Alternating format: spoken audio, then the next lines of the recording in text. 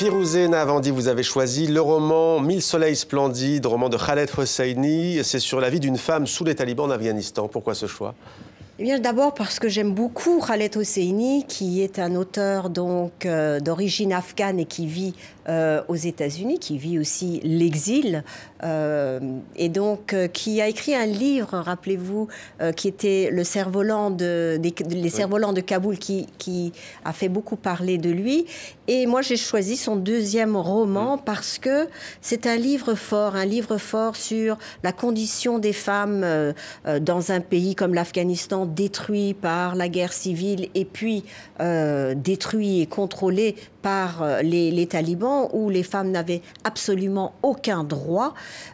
Et donc, c'est l'histoire d'une jeune fille qui, du jour au lendemain, voit tout disparaître lorsque sa maison et ses parents sont détruits sous un bombardement dans la guerre civile, et puis la manière dont elle se débrouille.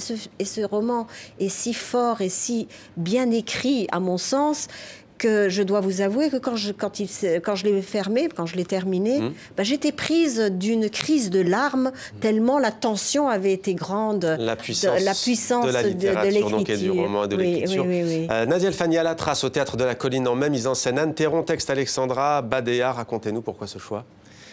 D'abord, c'est un spectacle magnifique, tant au point de vue esthétique qu'au point de vue de l'intelligence, de la façon de raconter. C'est quoi être une mère ? Est-ce qu'une mère peut décider de vivre en tant que femme en laissant son enfant ?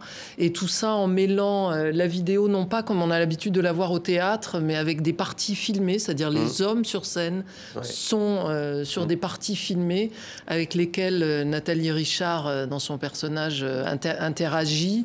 Et d'abord, c'est une performance d'actrice. Pour moi, c'est quand même la grande actrice.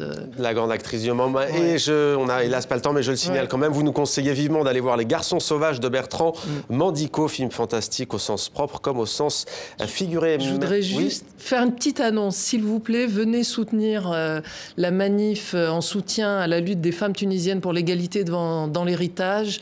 Jeudi 8 mars, place de la République, l'après-midi. L'après-midi, voilà qui est dit pour ce message. Ça vous fait 3 coups de cœur presque.